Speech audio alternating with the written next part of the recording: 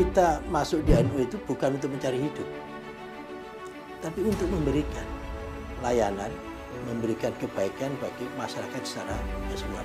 Zaman saya masih mahasiswa, mencari profesor NU itu susahnya bukan main. Waktu saya SMP, di Surabaya, seluruh Surabaya, orang NU yang sarjana hukum cuma satu. Tantangan besar sekarang itu, how to convert intangible asset dari NU menjadi tangible asset, menjadi real asset, dan menjadi real power. Kan dia tuh orang dekatnya Kiai Said Agil katanya itu kan. Di antara dua kandidat yang rame-rame digadang-gadang ini, Prof Nusbin merasa paling dekat ke siapa?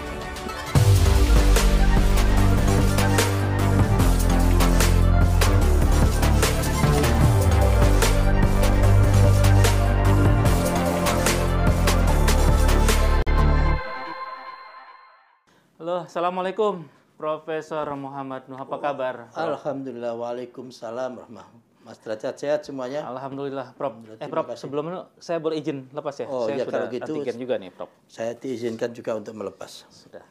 Ya. Prof, ini banyak yang kaget. Ya. Prof Nuh menjadi ketua steering komite Nahdlatul Ulama. Teman-teman, loh, Pak Nuh tuh bukannya Muhammadiyah katanya. Kenapa Muhammadiyah? Tuh, beliau kan Mendikbud katanya dulunya katanya. Enggak lah, jadi mungkin karena nama saya itu Muhammadiyah NU atau Muhammad NUH. Ditulisnya MNUH ya. MNUH. Muhammadiyah NUH. Oke, itu bagi kami, bagi saya sih semua itu adalah we are the big family. Itu kita keluarga besar semuanya. Meskipun si A berangkat dari pintu A, si B berangkat dari pintu B, muaranya kan sama.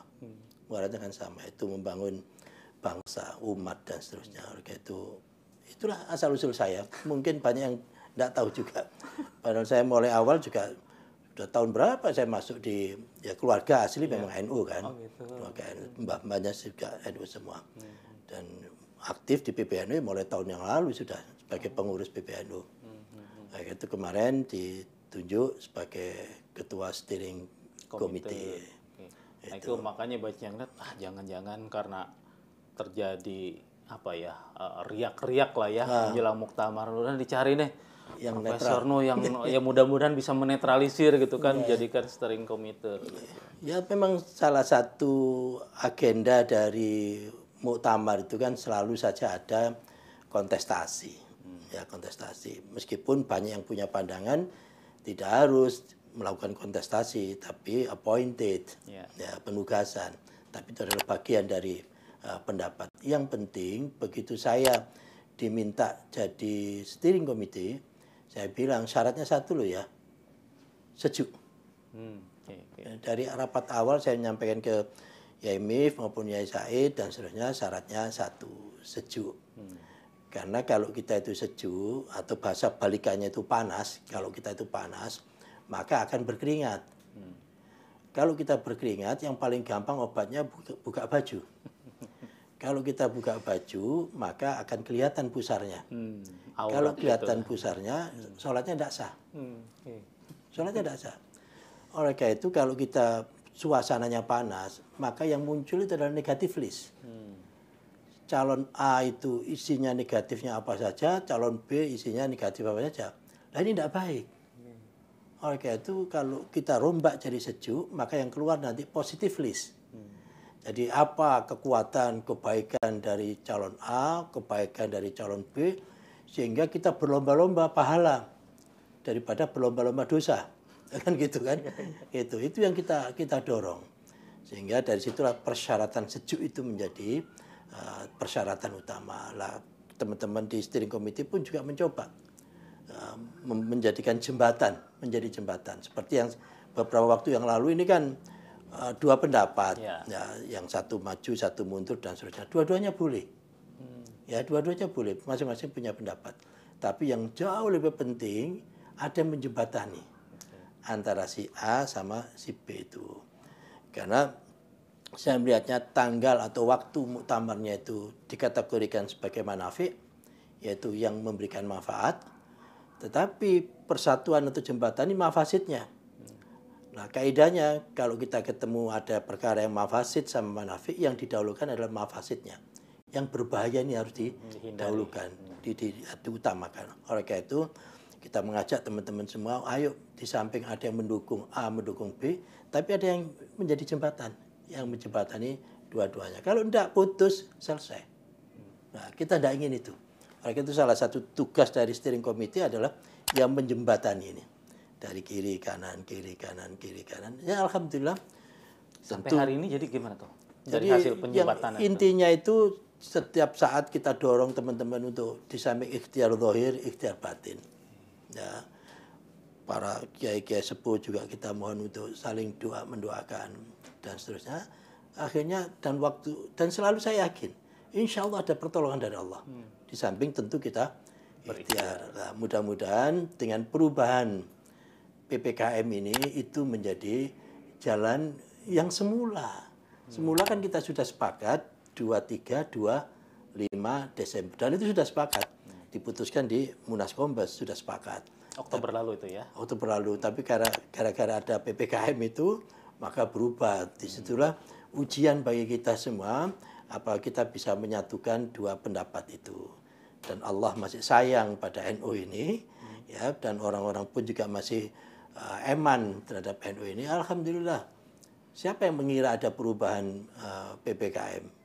Nah, tadi saya sudah komunikasi, kalau memang benar PPKM itu tidak ada, gampangnya gitu, atau disesuaikan dengan daerah masing-masing, maka insya Allah ya ketemu lagi. Insya Allah yang tadinya kembali sesuai yang disepakati Oktober itu. Iya, cuman nanti mungkin saya akan mengusulkan tidak 23, 25 lah.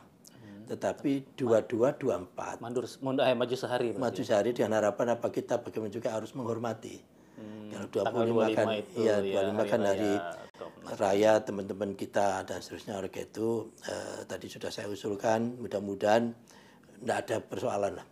Insya Allah hari ini nampaknya kalau tadi TikTokan itu, dan tadi pagi saya kontak Pak Wiku, Prof Wiku juga oke, syaratnya gini Prof, oke lah kalau gitu. Tinggal meyakinkan yang lain-lain gitu. Ya.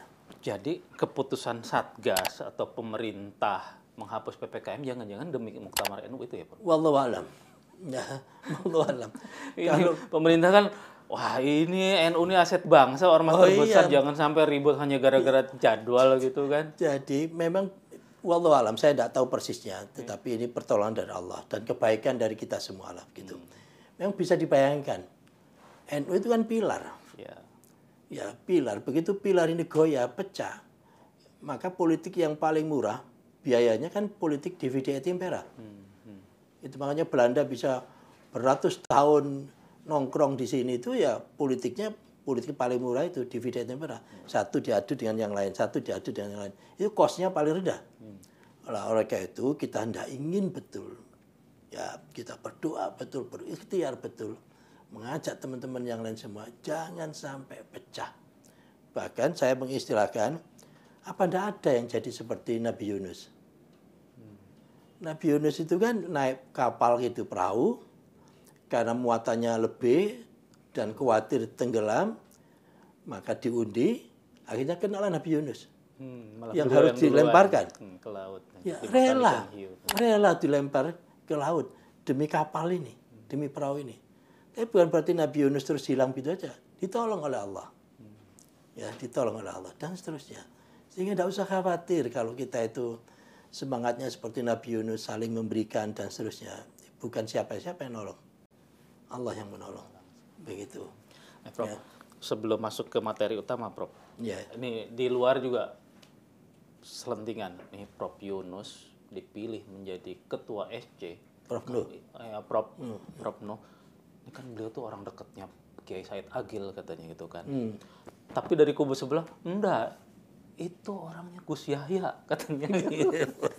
Sebetulnya di antara dua kandidat yang rame-rame digadang-gadang, Prof Nuh sendiri merasa paling dekat ke siapa, Prof? Enggak ada, saya jembatan. Saya jembatan. Jadi harus berfungsi jembatani kiri kanan. Kalau saya sudah memihak, maka steering committee-nya tidak bagus. Ya, tidak bagus, tidak boleh. Dan yang paling, kan gini, populasi di tengah ini, secara matematik, itu lebih banyak daripada populasi yang di ujung sini. Ini kan kita seakan-akan terjebak di binary logic. Logic biner, logika biner. 1, 0. Kalau 1-0 kan hanya 2 itu aja, 1 dan 0. Padahal di tengahnya berapa? Ada 0, kalau antara 1 dan 0 ada 0,2, 0,3, 3/4, pokoknya yang di bawah itu, dan itu buahnya. Nah, oleh karena itu saya ingin mengajak teman-teman, jangan semuanya mengepul atau mengumpul di daerah ekstremitas ini, 1 atau 0. Tetapi ada yang menjembatani ini. Nah, kalau jembatannya kuat, polarisasi ini akan turun. Tapi kalau jembatannya lemah, karena di sini terbelah masuk ke sini semua, ya energinya terpusat di sini. Kalau energinya terpusat di dua sisi ini, kalau clash, meledak. Tapi kalau energinya tersalur di tengah ini, yang jadi jembatan, ini masih bisa dikelola dengan baik.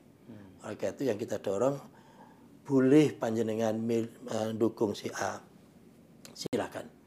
Itu hak panjenengan. Boleh cabang mendukung si B, silakan.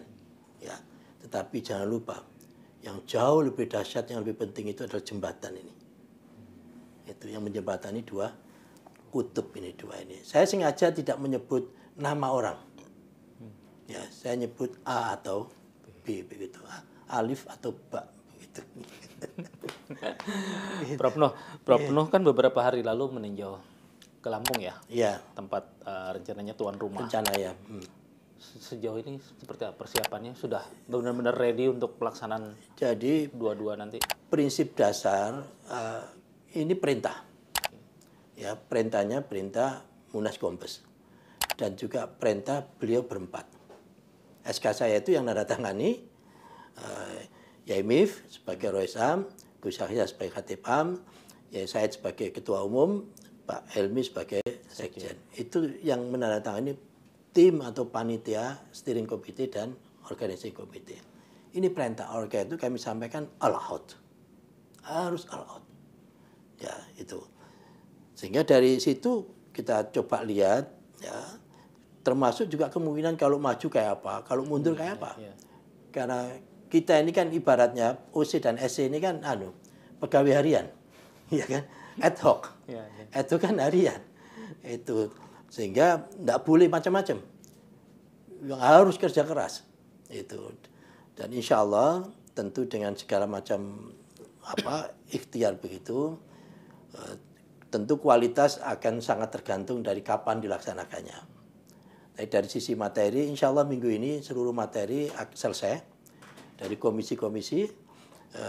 Jumat besok rencana kita konsinyasi atau konsinyering untuk melihat, merapikan, dan mencari interseksi antar materi satu dengan materi yang lain sebelum kita pastikan ini loh materi dasar yang akan disajikan dibawa ke muktamar nanti. Kita akan roadshow dulu.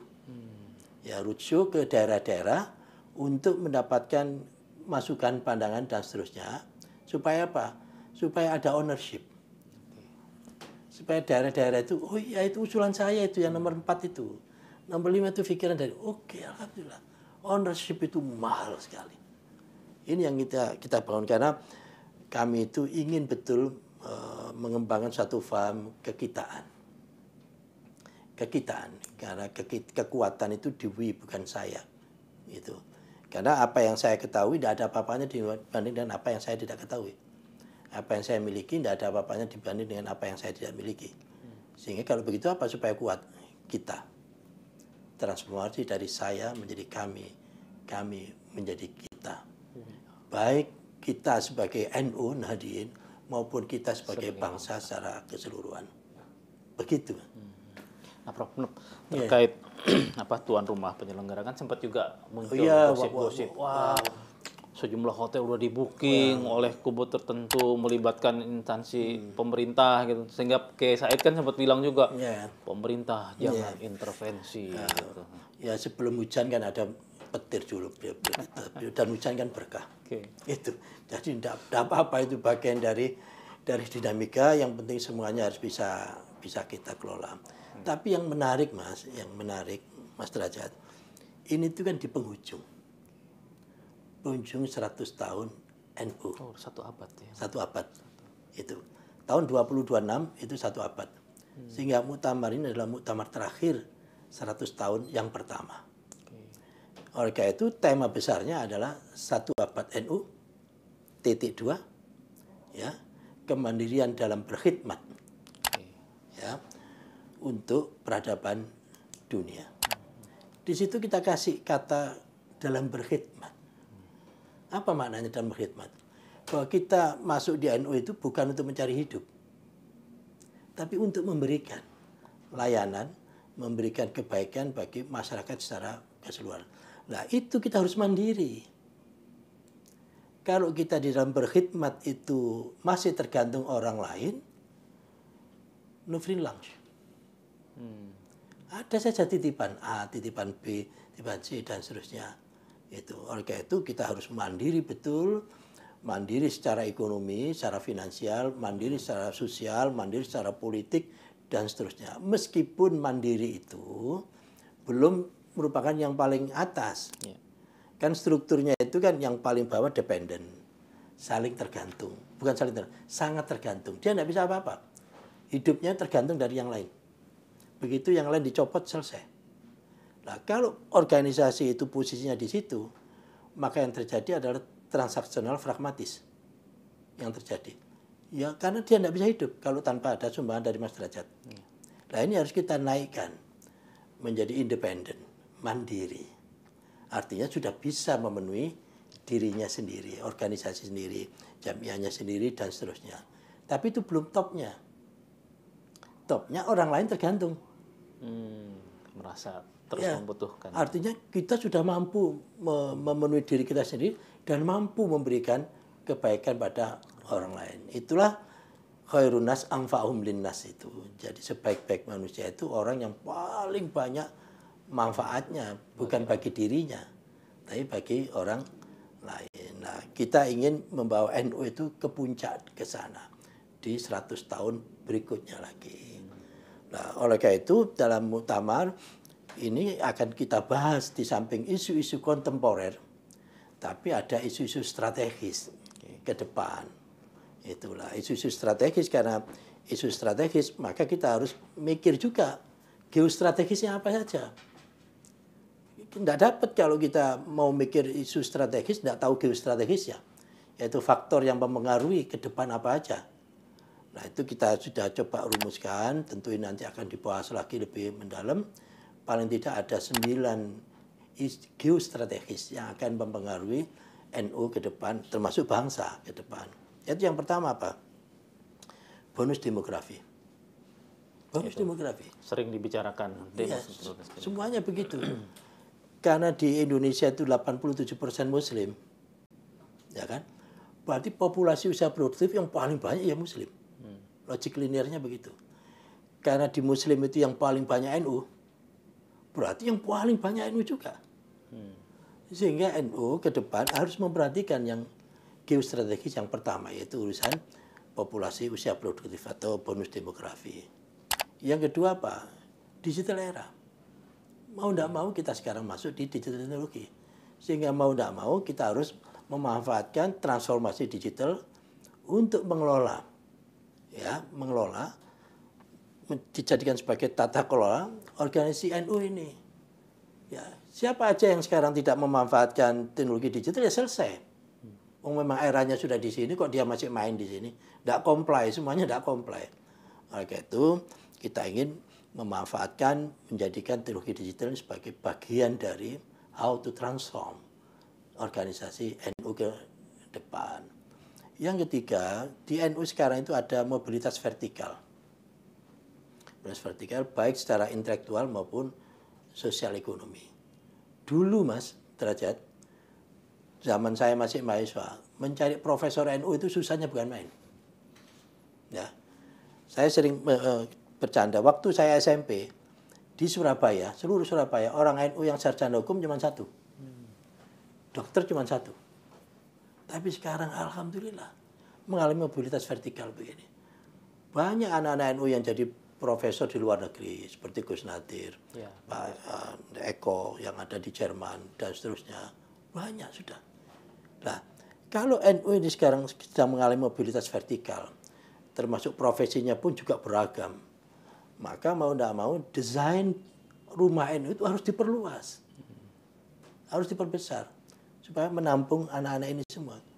Kalau enggak, dia akan kos di tempat lain, ya kan? Mondok. Akan mondok di tempat lain, kan begitu. Sayang.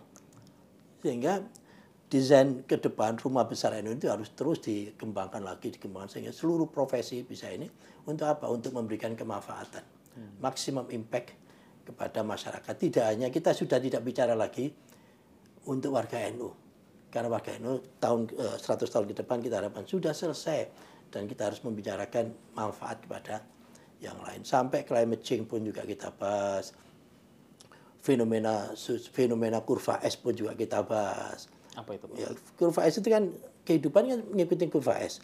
Investasi, tumbuh, saturasi. Nah, NU kalau tidak mau melakukan investasi berikutnya lagi, 100 tahun berikutnya lagi, ya tinggal begini aja. Atau begini. Ya, stagnan atau declining. Nah, kita tidak ingin itu. Sehingga 100 tahun yang kedua ini saat yang tepat betul. Kita untuk investasi besar-besaran buat S baru. Sehingga nanti 100 tahun berikutnya lagi naik lagi. Tentu nanti akan ada saturasi lagi, investasi lagi. Dan saatnya kita investasi besar-besaran. Itu antara lain yang ada 9 yang kami identifikasi. Pak Nuh kan Mendikbud, cendekiawan juga karena pernah jadi rektor gitu kan. Sekarang juga bergerak di bidang ekonomi syariah. Dan kalau saya lihat misalnya dari dua sisi ya, pendidikan dan ekonomi ini. Dalam bayangan Pak Nuh, kiprah NU ke depan harus akan seperti apa nih? Jadi kalau Mas Derajat perhatikan betul, sebelum NU itu didirikan, Mbah Hashim dan para sesepuh-sesepuh itu sudah mendirikan yang namanya Taswirul Afkar. Taswirul Afkar itu kalau bahasa kontemporernya kelompok untuk berpikir. Think tank. Ya, kelompok untuk berpikir dalam bahasa yang gampang pendidikan. Juga mendirikan yang namanya Nahdlatul Tujar. Kebangkitan perdagangan, ekonomi. Juga mendirikan yang namanya Nahdlatul Wathon. Kecintaan terhadap bangsa dan negara. Itu 10 tahun sebelum NU didirikan. Tahun 2016-an. NU didirikan tahun 2026. Jadi ini menjadi pilar utama. 3 ini. Yaitu kalau diterjemahkan jadi pendidikan, ya, ekonomi, dan kebangsaan. Atau dalam bahasa yang lain adalah kesejahteraan, ya, dan seterusnya termasuk juga kebangsaan. Urusan kebangsaan saya bilang sudah selesai lah NU itu. Nggak pakai ditanya apa kontribusi NU terhadap bangsa dan negara. Kalau ada orang tanya begitu, saya justru tanya, ya, apa kontribusi panjenengan kok pakai tanya gitu? Kan begitu.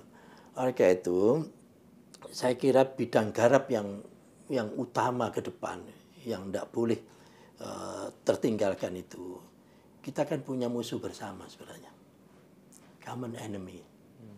Apa musuh bersama kita? Kemiskinan, ya, ketidaktahuan atau kebodohan, keterbelakangan peradaban. Ini musuh bersama. Ya, oleh karena itu ke depan ya ini harus kita beresin. Nah, itu kan menjadi menarik nih. Ya. Pak Prof bilang tadi sebelum NU berdiri 10 tahun sudah disiapkan gitu. Iya. Tapi sampai sekarang kan diakui juga. Betul. Tingkat pendidikan, tingkat ekonomi, Betul. orang-orang NU itu masih tertinggal gitu. Betul. Oleh karena itu ini kita bangun kesadaran kembali. Misalkan yang tadi itu tahun 1937 sebelum Indonesia merdeka, 10 tahun setelah didirikan, itu sudah ada fatwa NU cabang Jombang mendirikan mustasfa. Mustasfa itu poliklinik. Kesehatan juga udah. Itu tahun 37. Di situ diceritakan apa yang mendasari kok ada harus mendirikan mustasfa dan zaman Kanjeng Nabi, zaman Rasulullah dulu. Itu yang kalau ada sahabat sakit, yang ngobati itu Siti Aisyah. Di situ yang menjadi dasar perawat boleh perempuan itu untuk ngobatin itu. Dulu yang ngobatin, yang merawat Siti Aisyah. Itu diceritakan di koran tahun 37. Ya, namanya siapa redakturnya dan seterusnya. Oleh karena itu ini kita di tahun 100 tahun berikutnya ini itu kita tumbuhkan kesadaran kembali. Jangan lupa loh ya, dulu itu ini. Ayo sekarang. Dari situlah kenapa kami mulai merintis di Surabaya itu ada rumah sakit Islam, ada UNUSA, pendidikan, kesehatan, dan seterusnya nanti. Dan sekarang sudah mulai tumbuh beberapa tempat dan seterusnya. Jadi saatnya sadar kembali. Gitu. Dan yang tidak kalah penting adalah sistem dakwah. Sistem dakwah. Karena seringkali kita itu hanya mengajarkan nilai-nilai aswaja Ahlussunnah wal Jamaah an-Nahdliyah itu. Padahal belum cukup hanya mengajarkan, tapi harus dinaikkan lagi, memahamkan. Ya, jadi dari ta'alim ke tafahum, memahamkan. Dari memahamkan belum cukup juga, harus menjadi praktek sosial, sudah menjadi nilai yang tertanam di masyarakat, sehingga tidak perlu pakai tanya. Ya, contoh misalkan, sekarang kalau orang tanya tahlil sudah tidak perlu pakai tanya, karena sudah menjadi praktek. Tapi 20-30 tahun yang lalu masih pakai perdebatan, tahlil itu boleh atau tidak. Sekarang tidak pakai tanya. Ya, karena sudah menjadi kebutuhan di masyarakat. Tetapi tidak boleh hanya sekedar dipraktekkan, tapi dia tidak punya dasar. Oleh karena itu pemahaman tadi menjadi penting. Nah, kelompok-kelompok taruhlah ekstremis itu cenderung memasuki pada wilayah yang orang yang belum paham. Ya, karena belum paham, maka diberikan satu argumen-argumen yang khusus, dia goyah. Oh iya, salah ya saya, ikut laksana dan seterusnya. Oleh karena itu sistem dakwah pun juga harus dikuatkan lagi, apalagi dengan memanfaatkan teknologi atau era di digital ini. Berbeda kan kalau panjenengan kalau ngaji kan ke masjid, musola dan seterusnya. Kalau anak-anak muda kayak gini kan pakai ginian terus kan, gitu. Wiridnya di sini. Wiridnya di gadget. Gitu. Nah, ini kan menarik juga memang ya terkait soal pendidikan ya, Prof ya. Padahal kan ayat pertama di Al-Qur'an Iqra gitu kan, bacalah gitu kan. Tapi justru ya mayoritas kita kaum muslim yang pendidikannya boleh tertinggal, dan kalau bilang muslimnya NU lagi itu disitu kan yang kena gitu. Jadi itu gini Mas, ada multivariabel itu, dan itu saling terkait. Karena kebanyakan warga NU itu juga atau masyarakat kita banyak yang miskin, maka karena miskin dia tidak bisa sekolah. Ya, sehingga pada saat kami di kementerian yang kita garap itu ya akses.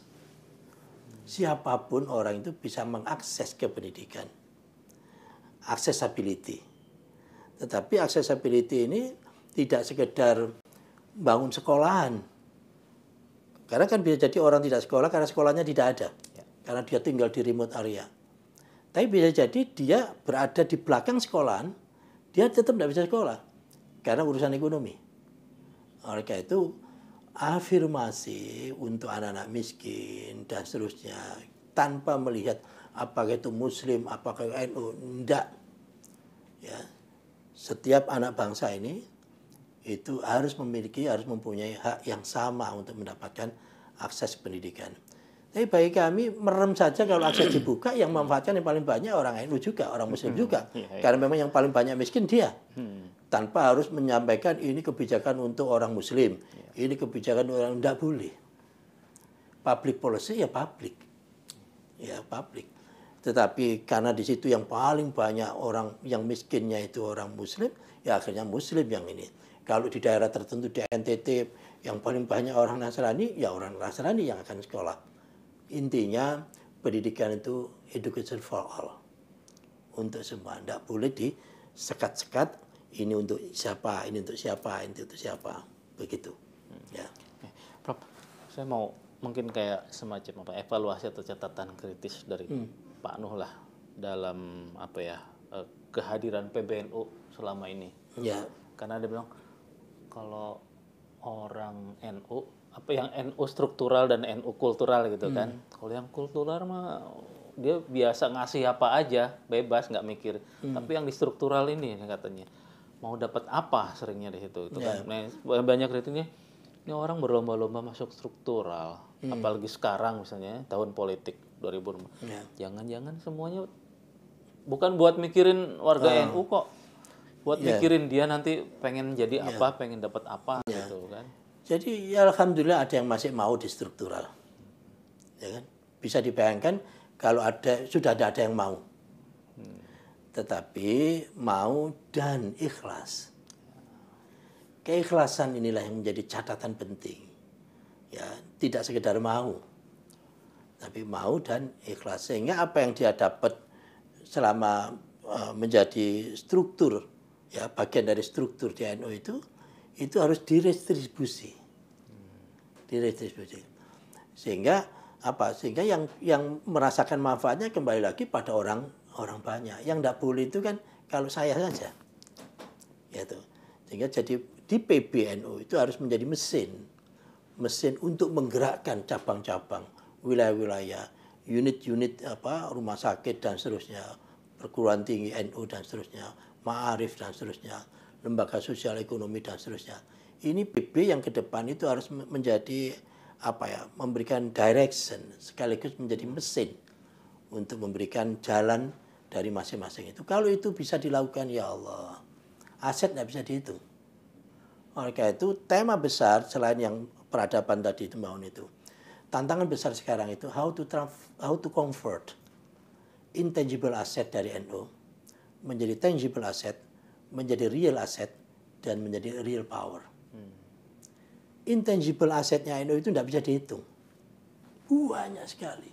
Sebagai pemersatu bangsa, pejuang, taruhlah dengan resolusi jihad, macam-macam itu aset-aset yang intangible.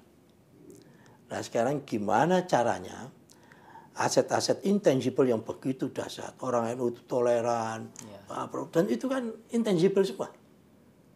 Ya, tapi kan manfaatnya untuk apa kalau hanya sekedar intangible? Sehingga tugas besar NU ke depan itu adalah melakukan transformasi dari intangible asset ini menjadi real asset, dan real asset menjadi real power. Jadi ibaratnya kita itu punya danau yang jutaan kubik. Dia penghasil oksigen yang bagus lah. Jadi orang seneng cangkruk di pinggir danau itu sambil melihat ikan. Terus itu apa gitu? Ya kan? Kalau hanya segitu aja. Oleh karena itu danau yang jutaan meter kubik tadi itu harus dijebol. Dipakai untuk menggerakkan turbin. Irigasi. Turbin jadi listrik, airnya jadi irigasi.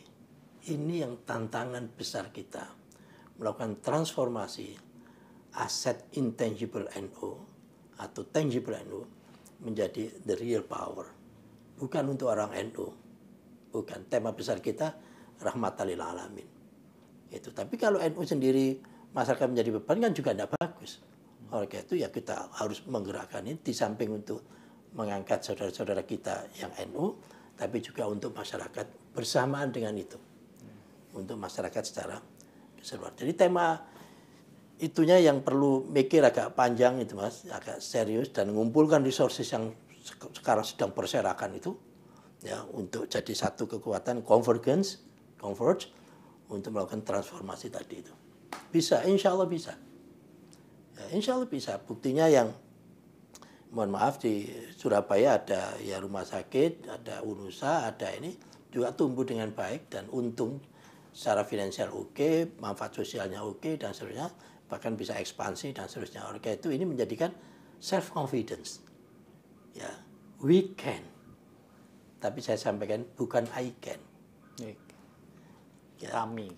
kita kebersamaan. We can. Nahnuisme, bukan anaisme. Itu. Jadi kekitaan yang kita bangun itu bukan saya. Saya tidak ada apa-apanya. Itu. Ini tema ini yang harus terus kita bangun itu. Prof Nuh, menarik sekali untuk mentransformasi semua menyongsong abad kedua itu kan butuh figur yang kuat lah yang ini ya. Prof Nuh sendiri sudah punya bayangan? Jadi ke depan itu tidak mengandalkan orang per orang. Di salah satu hadis ya itu Allah akan menurunkan mujaddid ya. Itu yang akan memperbarui agamanya di setiap penghujung 100 tahun. Ya.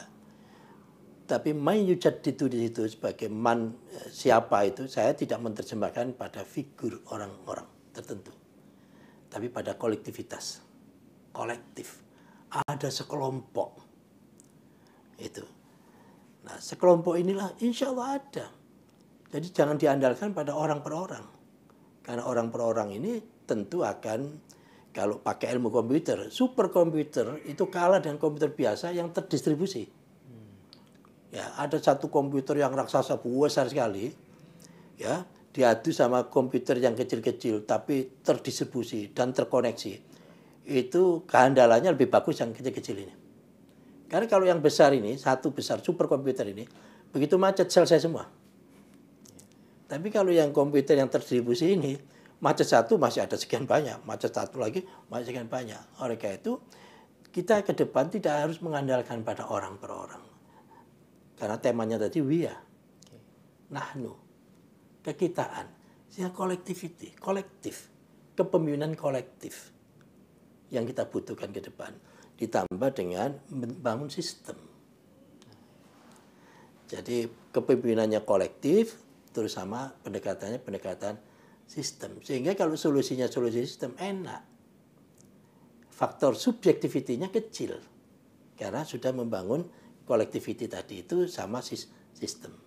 Gitu. Mau siapapun yang memimpin akan tetap jalan kalau sistemnya akan jalan, ya, akan jalan karena sistem yang jalan, dan ini kolektif.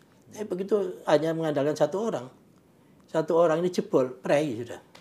Nggak perlu lagi buang-buang energi setiap ada muktamar, riak, heboh dan seterusnya. Ya, ini adalah bagian dari pembelajaran yang luar biasa, karena setiap kan kita harus belajar. Harus selesai lah, udah 1 abad gitu kan belajar. Iya, belajar. Ini saatnya kita masuk di lantai 2 lah gitu. Ya. Sehingga kalau kita mau take off, itu syarat take off ini sukses, nggak boleh ada onderdil yang kececeran. Semua onderdil itu harus terpasang dengan baik, baru seret begitu. Kalau onderdilnya rodanya kendor atau bahkan tidak ada, ya prei lah. Itu. Dan saya selalu mengistilahkan yang paling mudah. Mas Derajat, kalau punya baju terbuat dari sutra terbaik. Tapi kalau hanya tangan saja, laku nggak dijual? Nggak laku. Jadi keset. Ya. Baru laku itu kalau tangannya ada, ininya ada. Wah, bagus itu. Jadi kesempurnaan itu ada di kekitaan. Bukan di saya. Gitu.